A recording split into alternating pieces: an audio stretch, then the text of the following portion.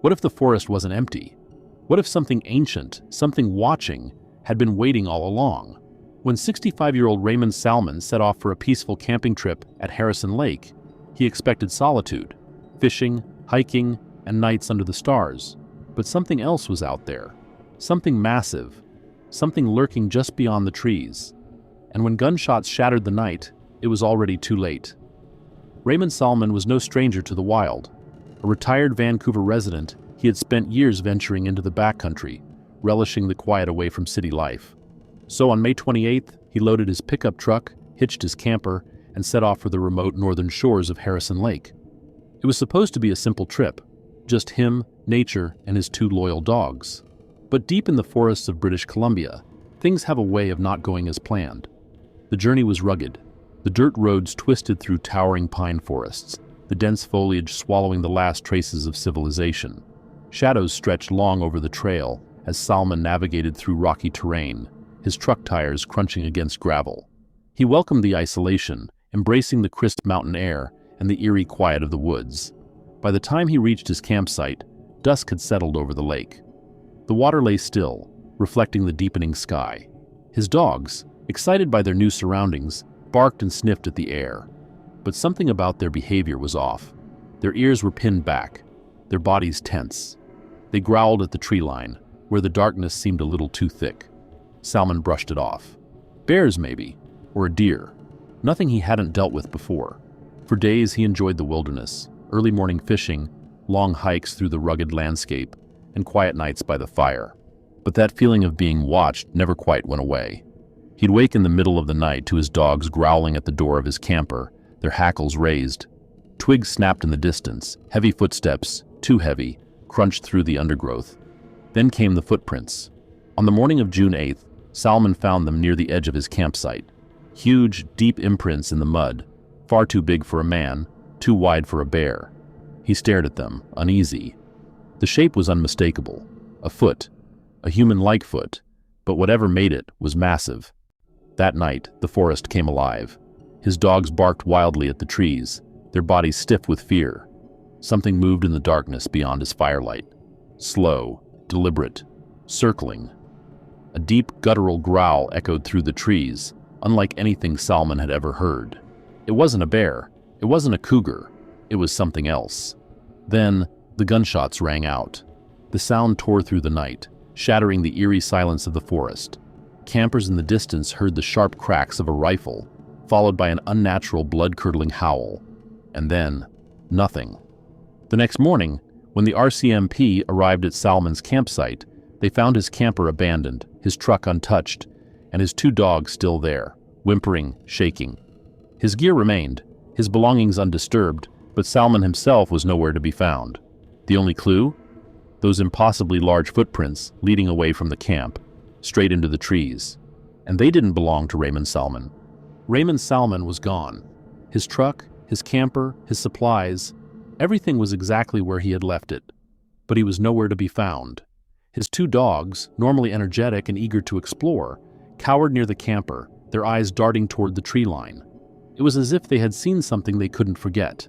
The RCMP officers who arrived at the scene expected the usual, maybe an injured hiker, a man who had wandered too far and lost his way. But then they saw the footprints. Massive, deep, spaced far apart, as if whatever had made them had an enormous stride.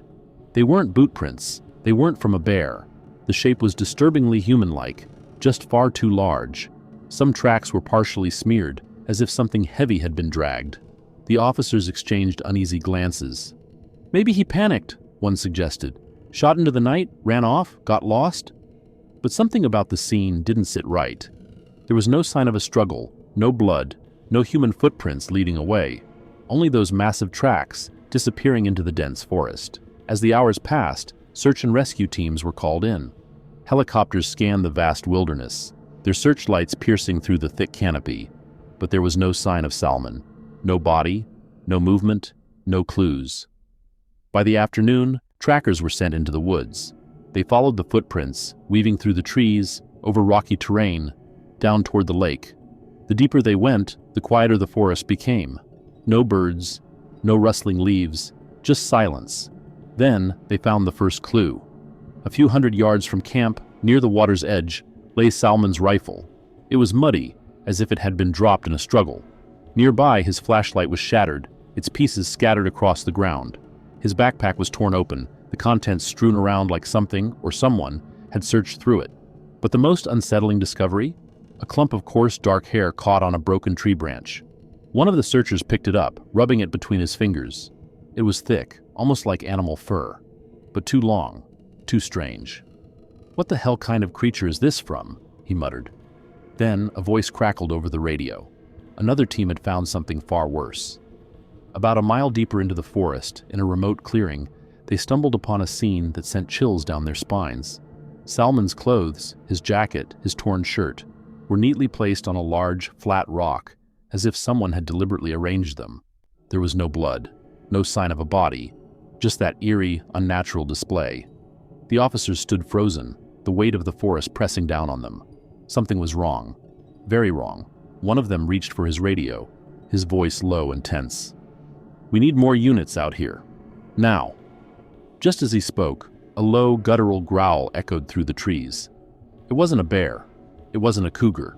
It was something else. Something watching. Something waiting. The rescue team reached the edge of the forest, but the moment they stepped out of the trees, a deep, bone-chilling roar echoed behind them. It wasn't human. It wasn't an animal. It was something else. One of the officers, shaking, turned back and caught a glimpse of something massive between the trees. A dark, towering figure, easily over 8 feet tall, with broad shoulders, long arms, and glowing amber eyes that burned through the darkness. Then, it was gone. Vanished into the night, leaving nothing but an unsettling silence. The search continued for weeks. Divers scoured the lake. Helicopters combed the vast wilderness. But Raymond Salmen was never found. Not a body. Not a single sign of where he went. All that remained were the stories, theories whispered in fear. Some believed he drowned. Some thought he got lost and succumbed to the elements. But then there were those who knew better. Those who had heard the legends. For centuries, the indigenous peoples of the region have spoken of a creature that roams these lands. A guardian of the forest. A being that does not welcome outsiders. A figure known by many names but feared all the same. Sasquatch. The wild man. Bigfoot. Could it be that Raymond Salmen saw something that night? Something he wasn't meant to see? And if he did it take him?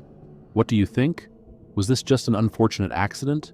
Or did something far more terrifying happen that night in the forests of British Columbia? Drop your thoughts in the comments below. Do you believe in Bigfoot?